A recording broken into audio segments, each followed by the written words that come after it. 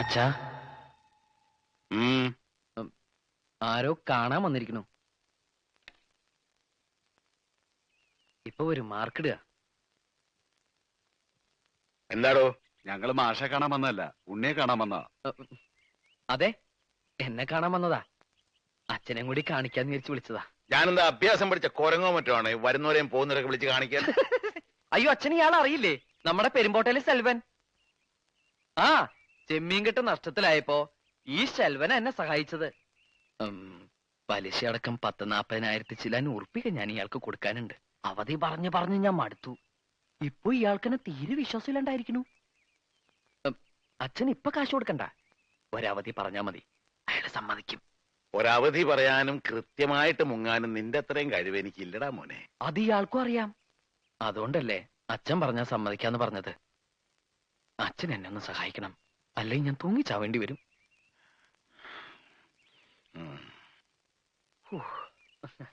അച്ഛൻ അവധി പറയില്ല, കാശ് ഇപ്പൊ തരും. പിന്നെ ഞാനൊരു കോഴി ഫാം തുടങ്ങാൻ ആലോചിക്കുന്നുണ്ട്. അപ്പോ എന്നൊന്ന് സഹായിക്കേണ്ടി വരും.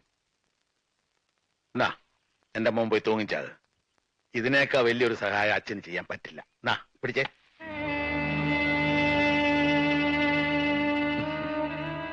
നിനക്ക് താഴെ 2 പെൺകുട്ടികളുണ്ടെന്നുള്ളത് ഓർക്കാതെ കയ്യിലുള്ളതും കൂടി ഞാൻ നിനക്ക് വേണ്ടി ചെലവാക്കിയത്.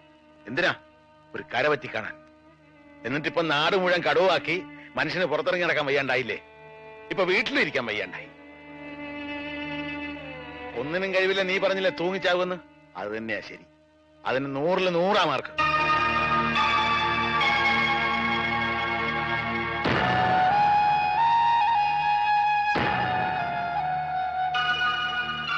നിന്റെ മുറപ്പെണ്ണായി ജനിച്ചു പോയി എന്നുള്ള ഒരൊറ്റ കാരണം കൊണ്ട് നീ അവളുടെ ജീവിതം തകർക്കരുത്. അമ്മാവൻ എന്തൊക്കെയാ പറയണേ? ഞാൻ എന്തെങ്കിലും നിങ്ങൾക്ക് ആർക്കെങ്കിലും ഒരു തടസ്സമായിട്ട് നിന്നുണ്ടോ? സുജിക്ക് നല്ലയിടത്തുനിന്ന് ഒരു ബന്ധം ആലോചിച്ചോളൂ. നമുക്ക് എല്ലാവർക്കും കൂടി ഒന്ന് നടത്താം. എല്ലാറ്റിനും മുമ്പിൽ ഞാനുണ്ടാവും. എന്താ പോരെ? അതിനവള് സമ്മതിക്കണ്ടേ? നിന്നെ മാത്രമേ വിവാഹം കഴിക്കോളൂ എന്ന് പറഞ്ഞ് അവൾ ഒറ്റക്കാലിൽ നിൽക്കാൻ തുടങ്ങിയിട്ട് വർഷം എത്രയായി? അവളെ കുറ്റം പറഞ്ഞിട്ട് കാര്യമില്ല അമ്മാവ. ഓർമ്മ വെച്ച കാലം മുതല് ഞാൻ അവളുടെ ആണെന്നും അവൾ എന്റേതാണെന്നും കേട്ടല്ലേ വളർന്ന്. ശരിയാണ്, അങ്ങനെ ഒരു ആഗ്രഹം ഞങ്ങൾക്ക് എല്ലാവർക്കും ഉണ്ടായിരുന്നു. പക്ഷെ നീ വളർന്ന് ഇത്രയും വലിയൊരു തല്ലിപ്പൊളിയാകുമെന്ന് ഞാൻ അറിഞ്ഞോ? അമ്മാവന് ആലോചനകളൊക്കെ തുടങ്ങിക്കോളൂ. അവളെ പിരിയാൻ ഇഷ്ടമുണ്ടായിട്ടല്ല, അവളെങ്കിലും സമാധാനമായിട്ട് ജീവിക്കട്ടെ എന്ന് കരുതിയ. ഞാനവളെ പറഞ്ഞ് സമ്മതിപ്പിച്ചോളാം. അതിന് അവള് സമ്മതിക്കില്ലടാ. നീ ഇങ്ങനെ തടി പോലെ നിൽക്കുമ്പോ അവളെ എങ്ങനെ സമ്മതിപ്പിക്കാനാ? അതുകൊണ്ടാ ഞാൻ പറഞ്ഞത്, നീ എങ്ങോട്ടെങ്കിലും ഒളിച്ചോടിപ്പോ. കുറെ കാലം കഴിഞ്ഞ് തിരിച്ചു വന്നാ മതി. ഇനി വന്നില്ലേലും കുഴപ്പമില്ല. അപ്പോ നിനക്ക് നിന്റെ കടക്കാരെ ഇന്ന് രക്ഷപ്പെടുകയും ചെയ്യാം, എനിക്ക് എന്റെ മോളെ കെട്ടിച്ചയക്കുകയും ചെയ്യാം. ദാ ഇനി വണ്ടിക്കൂലിക്ക് വേണ്ടി നീ തണ്ടണ്ട. പിടിച്ചോ.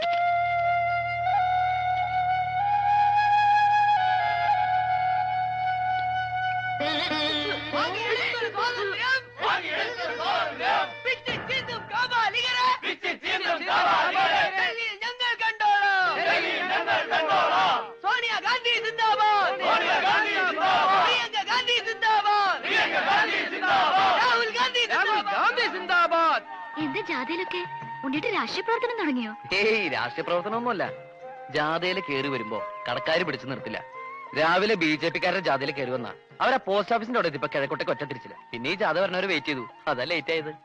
ഇങ്ങനെ എല്ലാവരുടെയും ജാഥയിൽ കയറി ഇറങ്ങിയാ അവരെല്ലാം പറയില്ലേ? പറയും. അവര് പറഞ്ഞൊക്കെ ഞാനും ഏറ്റു പറയും. ഈ ഉണ്ണിയേട്ടന്റെ ഒരു കാര്യം. വാ. എന്താ അങ്ങോട്ട് പോണേ?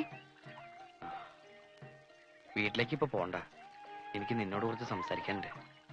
വാ. എന്താ ഇപ്പൊ ഇങ്ങനെയൊക്കെ പറയണേ? മനസ്സിൽ നന്മ മാത്രമുള്ള കുട്ടിയാ നീ. നിന്നെ പിരിയാന്ന് പറയുമ്പോ ഈ എന്നെ തന്നെ കേറി മുറിക്കുന്ന പോലെ എനിക്ക്. ഇപ്പൊ നീയും എനിക്ക് നഷ്ടപ്പെടണം, അതാവും വിധി. ഈ നഷ്ടവും ഞാൻ സഹിച്ചേ പറ്റൂ. ഇങ്ങനെ വേണ്ടാത്തൊന്നും ചിന്തിക്കണ്ട. കല്യാണം എന്നൊക്കെ പറഞ്ഞ് ഞാൻ ഉണ്ണിയേട്ടനെ ബുദ്ധിമുട്ടിക്കുന്നുണ്ടോ? ഇല്ലല്ലോ. ഉണ്ണിയേട്ടന്റെ പ്രശ്നങ്ങളൊക്കെ തീരട്ടെ, ഞാൻ കാത്തിരുന്നോളാം. എത്ര കാലം എന്ന് വിചാരിച്ച കാത്തിരിക്ക? വേണ്ട. എന്നായാലും എപ്പോഴായാലും നമ്മൾ ഒരുമിച്ചൊരു ജീവിതം ഉണ്ടാവുമല്ലോ, അത് മതി എനിക്ക്. ഇല്ല, അതുണ്ടാവില്ല. ഒരു മൺതരിയെ പോലും താങ്ങാനുള്ള ശക്തി എനിക്കില്ല ഇപ്പോ. ഈ അവസ്ഥയില് നീ എനിക്കൊരു ഭാരമാണ്. ഒഴിഞ്ഞു പോയേ പറ്റൂ. നീ വേഗം പൊക്കോ. ഈ ജാഥ കഴിഞ്ഞാ പിന്നെ വീടിന്റെ അടുത്തേക്ക് വേറൊരു ജാഥ ഇല്ല. ഇത് ലാസ്റ്റ് ജാഥയാ. തോറ്റ ചരിത്രം കേട്ടിട്ടില്ല, തോറ്റിട്ടില്ല, തോറ്റിട്ടില്ല, തോറ്റ ചരിത്രം കേട്ടിട്ടില്ല, തോറ്റിട്ടില്ല, തോറ്റ ചരിത്രം കേട്ടിട്ടില്ല. ചെങ്കൊടിയാണ് കട്ടായം, ചെങ്കൊടി സമരം, തോറ്റ ചരിത്രം കേട്ടിട്ടില്ല. മുതലാളിത്തം തൊലയട്ടെ, മുതലാളിത്തം തൊലയട്ടെ, മുതലാളിത്തം തൊലയട്ടെ, മുതലാളിത്തം തൊലയട്ടെ. ഈ ഗുലാബ് ഒരാഴ്ചത്തേക്കുള്ള റേഷനെങ്കിലും നീ ഈ കുടുംബത്തെ എത്തിച്ചിട്ടുണ്ടോടാ? ഈ ചോദ്യം ഇനി ചോദിക്കരുത്. ദേ, ഒരാഴ്ചത്തേക്കുള്ള റേഷനും ഒരു ദിവസത്തെ കറിക്കുള്ളതും ഉണ്ട്. അയ്യേ, ഇതെന്താ മീൻ കൊണ്ടുവന്നിട്ടുണ്ടോ? ഇവിടെ മീൻ കൊണ്ടുവരാൻ പാടില്ലെന്ന് എനിക്ക് അറിഞ്ഞൂടാമേ. പിന്നെന്താ ഒരു നാറ്റം? അത് ഞാൻ 2 വട്ടം മീൻ അങ്ങാടിയിൽ ചുമന്നു. Just for A change. പൈസക്ക്. അമ്മ ഇതൊക്കെ വേഗം ഊണുണ്ടാക്കിയേ, ഞാൻ കുളിച്ചിട്ട് വരാം. അമ്മ ഇരിക്കണല്ലേ? ഞാൻ പിന്നെ ഉണ്ടോളാം. അത് പറ്റില്ല. ഞാൻ അധ്വാനിച്ചുണ്ടാക്കിയായിരുന്നു ഒരു പിടിയെങ്കിലും കഴിക്കമ്മേ. നിനക്ക് എന്താ പറ്റിയത് ഉണ്ണിയെ? അമ്മ കഴിക്കേ. അമ്മേ, എന്റെ പ്രകടന പത്രികയില് ഞാൻ അമ്മയ്ക്ക് കുറെ വാഗ്ദാനങ്ങൾ തന്നിട്ടുണ്ട്. വലിയ വീടും കാറും അങ്ങനെ പലതും. എന്താ എല്ലാം ശരിയായോ? ഇല്ലമ്മേ, അതൊന്നും എന്നെ കൊണ്ട് സാധിക്കില്ല. എനിക്കൊന്നും വേണ്ട ഉണ്ണിയെ. നിന്നെ ഈ കടക്കാരിട്ട് ഓടിക്കണത് കാണാണ്ടിരുന്നാ മതി. ഇനി ആരെ കൊണ്ട് ഒരു ശല്യം ഉണ്ടാവില്ല.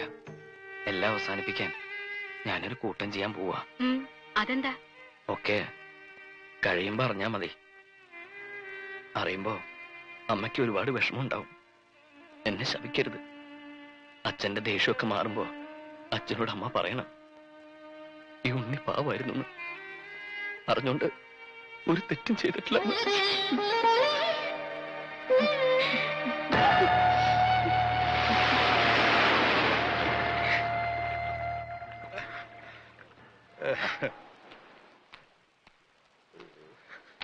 മാഷ വീട്ടിലേക്ക് കൊണ്ടുപോയിക്കോളൂ. ബോട്ടുകാരൊക്കെ തിരച്ചിൽ നിർത്തി. പതിവില്ലാതെ നല്ല അടിയൊഴുക്കുണ്ടായിരുന്നു. അതുകൊണ്ട് ബോഡി ഉടനെ കിട്ടുമെന്ന് തോന്നുന്നില്ല. ഇന്ന് പതിവില്ലാണ്ട് ഗംഗാധരന്റെ ബോട്ടാണല്ലോ ആദ്യം പറഞ്ഞത്. മുതലാളി ജഗ ജഗ ജഗ. എന്റെ ബോട്ട് നീ ഒളിച്ചിരിക്കായിരുന്നല്ലേടാ? ഇങ്ങോട്ട് എഴുന്നേക്കടാ ചതിയ. അത് നോക്കി എന്റെ ബോട്ടാ വരുന്നത്. അതെനിക്കറിയാം. എന്റെ കാശാദ്യങ്ങള്. ഈ സാബാണൊരു പാവണ്. ഈ കടപ്പുറത്ത് ആദ്യമായി ഒരു ബോട്ട് വന്നിറങ്ങി എത്ര രൂപ ലേലം കൊള്ളുന്ന വിചാരം? 1.5 ലക്ഷം രൂപ. വൈകുന്നേരം കാശൊക്കെ പിടിച്ചോ. എന്നാലും കാശ് ബാക്കി നിൽക്കുകയല്ലേ? കൂടി വന്ന 24 മണിക്കൂറേ ബാക്കി നിൽക്കുന്നുള്ളൂ. നാളെ രാവിലെ എന്റെ ബോട്ടാണ് ആദ്യം എടുക്കാൻ പോകുന്നത്. അപ്പോഴും കിട്ടും 1.5 ലക്ഷം രൂപ. അതും വൈകുന്നേരം ഞങ്ങൾക്ക് തരും. അപ്പൊ എത്ര രൂപയായി? 3 ലക്ഷം. 3 ലക്ഷം രൂപയല്ലോ. ഞാൻ എത്ര തരാനുണ്ട്? 2.25 ലക്ഷം. ബാക്കി എത്ര? 25,000 രൂപ. സാബ് ഇപ്പൊ ഇങ്ങോട്ട് തരണം. എപ്പ തരും? എപ്പ തരും? ഞാൻ തരാം. തരാന്ന് പറഞ്ഞ എപ്പ തരും എന്ന് പറ. ഞാൻ തരാന്ന്. എന്റെ കാശിന് വിലയൊന്നുമില്ലേ? എന്താ ഇത് ഓക്രിത്രം പറഞ്ഞാണ്ടല്ലോ? ഇടിച്ച് എല്ലായിടത്തും പിച്ചാത്തി പിടിയിട്ടുള്ള ഞാൻ. അടുക്കട്ടെ അടുക്കട്ടെ അടുക്കട്ടെ അടുക്കട്ടെ. സാബ് വിഷമിക്കൊന്നും വേണ്ട. ധൈര്യമായിട്ട് വീട്ടിലേക്ക് വിളിക്കും. ഞാൻ വൈകിട്ട് വന്നേക്കാം. നോക്കി നിൽക്കാതെ ഇറക്കണ ഭണ്ഡാരം ചീഞ്ഞു പോകും. ആരും എന്റെ ബോട്ടിൽ കയറി പോരുത്. പിന്നെ ലേലം വിളിക്കാമെന്നവർ റെഡി കാശിലേക്ക് വിളിക്കാൻ നിൽക്കണ്ട. ഇതെന്ത് ഭണ്ഡാരം?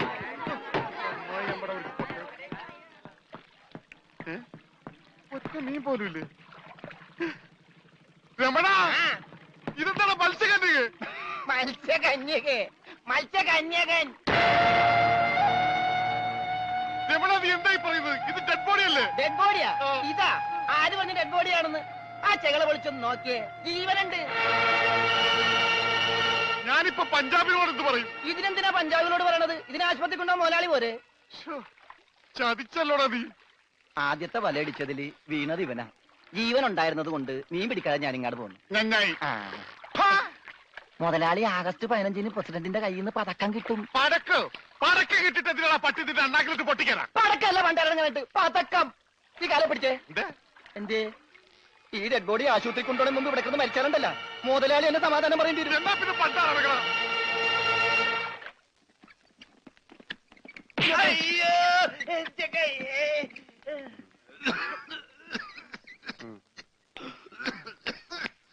മുതലാളി ഒന്ന് എണീച്ചേ. എന്താടാ? ഓടിച്ച നീ മരുന്ന് മേടിച്ചിട്ടുണ്ടോ? ഇവിടെ ഉള്ള മരുന്ന് കൊടുത്താൽ മതി. 1/2 സ്പൂൺ വെച്ച്. ഓക്സിജൻ തീർന്നു, ഓക്സിജൻ മേടിച്ചു കൊടുക്കണം. ഒരു കുറ്റി ഇപ്പോഴല്ലേ കൊടുത്തു, അതിന് മുമ്പ് കുടിച്ചെടുത്താ. ആ ജനലിൽ തുറന്നു പറ, ഇവിടെയൊക്കെ കണ്ടവാൻ ഹോസ്പിറ്റലുണ്ട്, വലിച്ചു കയറ്റട്ടെ. ആർത്തിപ്പെട്ട എന്നെ ചവിട്ടിട്ട് നീ കരയുന്നോളാം ജോണ്ടി.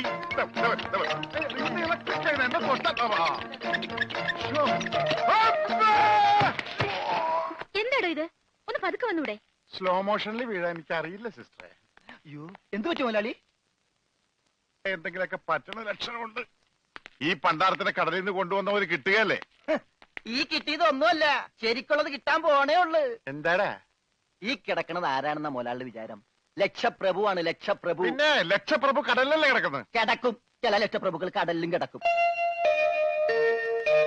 വിശ്വാസം ഇല്ലെങ്കിൽ ഇതെന്താണെന്നൊന്ന് നോക്കിയേ. ഇതെന്താണെന്ന് അറിയാമോ? ഇത് കല്ലാസ്. കല്ലാസല്ല, കള്ളാസ്. അവന്റെ പോക്കറ്റിൽ നിന്ന് കിട്ടിയതാ.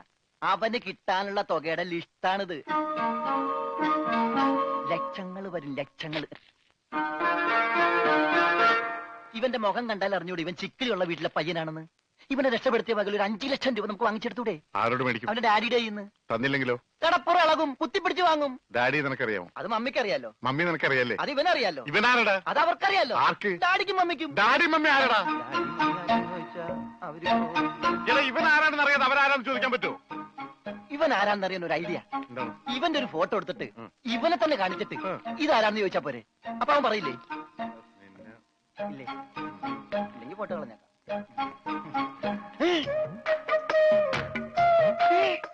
വന്നു ആര്? ബോധം. ഭൂതോ? ഭൂതമല്ല, ബോധം. കണ്ണൂർ ചിരിക്കാണ്ടില്ലേ? മോനെ, നീ ജീവിച്ചിരിപ്പുണ്ട്, മരിച്ചിട്ടില്ല. നിന്നെ രക്ഷിച്ചത് ഞാനാ. ഞങ്ങളാ. നീ ധൈര്യമായിട്ടിരിക്ക്, ഞങ്ങളുടെ കൂടെ. മോന്റെ വീട് എവിടെയാണ്, നാടെവിടെയാണ്? ഞങ്ങൾ ഇപ്പൊ തന്നെ അറിയിച്ചേക്കാം. ഒന്നും പേടിക്കണ്ട, കാശ് തരാനുള്ളവരുടെ ലിസ്റ്റ് എന്തേലും ഉണ്ട്, നമുക്ക് ഉടനെ മേടിക്കാത്. മോന്റെ വീട് എവിടെയാണ്? പറ മോനെ. ഞങ്ങൾ പറയണത് മോൻ കേക്കണുണ്ട? ആ, എങ്ങനെ കേക്കാനാണ്? ചെവിയിലൊക്കെ വെള്ളം കയറി അടഞ്ഞു കാണും. കേൾക്കാൻ പറ്റില്ലെങ്കിൽ വർത്താനം പറയാൻ പറ്റില്ലേ? മോനെ, മോൻ ഒന്നുകൊണ്ട് പേടിക്കണ്ട, ഞങ്ങൾ ശത്രുക്കളല്ല, മിത്രങ്ങളാണ്. ഈ ഗ്ലൂക്കോസ് കുപ്പിയാണ് സത്യം. രമണ, അവന്റെ ഊരും പേരും ഒക്കെ ഒന്ന് ചോദിച്ചു മനസ്സിലാക്കടേ. ആ പിന്നെ, നിന്നെ രക്ഷിച്ച വകയിൽ കിട്ടാനുള്ള 5 ലക്ഷത്തിൽ 2 ലക്ഷം രൂപ ഇന്നലെ കിട്ടണം. ബോധം പോയി. ബോധം പോയാ? പോകുമല്ല. ബോധം വന്നപ്പോ എന്തായിരുന്നു ബഹളം? അത് കേട്ടപ്പോ എനിക്ക് മനസ്സിലായി നീ ബോധം കെടുത്ത് ഇറങ്ങുന്നത്. ഇപ്പൊ എന്താ ചെയ്യാ? ഇനി ബോധം തന്നെ വരെ വെയിറ്റ് ചെയ്തി. ഗ്ലൂക്കോസ് പകുതിയായി.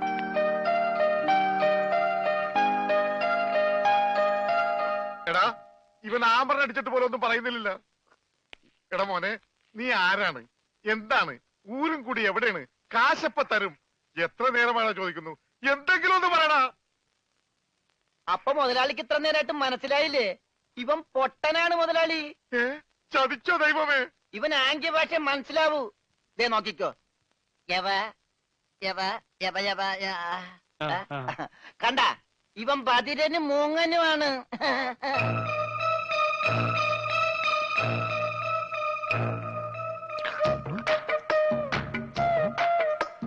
എടാ, സത്യം പറഞ്ഞു, നിന്റെ വീട് എവിടെയാണ്?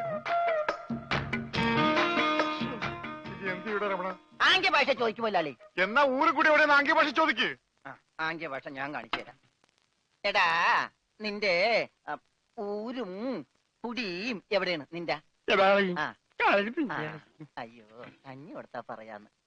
മൂണുങ്ങ്. നിന്റെ ഊരും കുടി എവിടെയാണ് പറ. അത്തായിട്ട് നിന്റെ ഇനി നീ ഊരണ്ട. ഓക്കെ. മോനെ, മോനെ, വീട് നിന്റെ എവിടെയാണ്?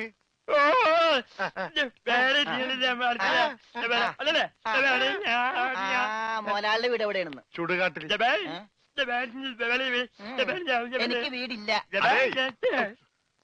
ഞാന് കേരളത്തിന് അങ്ങേയറ്റം മുതൽ ഇങ്ങേയറ്റം വരെയുള്ള എല്ലാ നാടുകളും ആംഗ്യ ഭാഷ കാണിച്ചു തരാം. ആംഗ്യ ഭാഷയിൽ. ആംഗ്യ ഭാഷയിൽ. ജബ ജബ ഊര്. അതെന്താ മുതലാളി? ഇവിടെ കണ്ണൂരിന്നാണ് ഞാൻ പറഞ്ഞത്, നിനക്ക് മനസ്സിലായില്ലേ? ഇപ്പൊ പറഞ്ഞപ്പോ മനസ്സിലായി. ഈ പൊട്ടന് മനസ്സിലായി, എന്നിട്ട് ഈ ഒറിജിനൽ പൊട്ടന് മനസ്സിലായിട്ടില്ല. കാലടി ചോദിക്കും മുതലാളി. ഇത് ഓക്കെ. കാല് കാല് കാല് കാല്. ജബ അടി. അയ്യോ, കാലടി കാലടി കാലടി. വെട്ടൂര് ചോദിക്കട്ടെടാ, വെട്ടൂര്. വെട്ടൂര് ചോദിക്കട്ടെ, വെട്ടിക്കൊല്ലും പണ്ടാരടക്കാൻ. അവനേത് ഗുദാമെങ്കിലാകട്ടെ. ഇനി ചോദിക്കട്ടോ? നിനക്കത് പറയാം, കാശ് പണം എന്റെയാണ്. ഞാൻ കോഴിക്കോട് ചോദിക്കും. മോനെ, മോനെ, കോഴി കോഴി കോഴി കോഴി ഡാൻസ് അല്ലടാ, കോഴി കോഴി. കോഴി കോഴി കോട്. കോടെങ്ങനെ പറയും? കോച്ചുവാദം വരുമ്പോ കോടുമില്ല ഇങ്ങനെ. കോട് കോഴിക്കോട്. കോഴിക്കോട്. രക്ഷപ്പെട്ട്. ഓംലെറ്റ് മേടിച്ചു കൊടുക്കാം കോട്ട്. കൊല്ലിക്കാൻ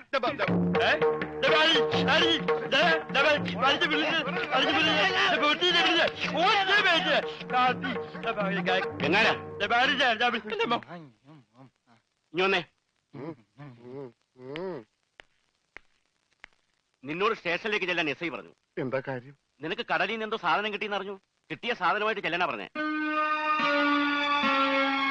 ഇതാണ് കിട്ടിയ സാധനം. ഇവൻ ആരാണ്, എന്താണ്, ഏതാണെന്നൊന്നും അറിയാതെ ഇവനെ പുറത്തുവിടാൻ പറ്റില്ല. അത് കൊള്ളാം. പക്ഷെ ഇവന്റെ പേരിൽ നിലവിൽ കുറ്റമോ പരാതിയോ ഇല്ലാത്തതിനാൽ അകത്തിടാനും പറ്റില്ല. വേണ്ട, ഇവനെ പുറത്തുവിടണ്ട, അകത്തുവിടണ്ട. അവനാ വാതുക്ക നിന്നോട്ടെ. പാറാവുകാരനൊരു കൂട്ടാകുമല്ല. ഇവനെ തൽക്കാലം നിന്റെ കൂടെ വിടുന്നു. എപ്പോ ഞാൻ വിളിച്ചാലും ഇവനെ സ്റ്റേഷനിൽ കൊണ്ടുവരണം. അപ്പോ ഇതിന്റെ ചെലവ്? ചെലവൊന്നും വേണ്ട, ഇതെന്റെ ഒരു ഔദാര്യമായി കൂട്ടിയാൽ മതി. Thank you.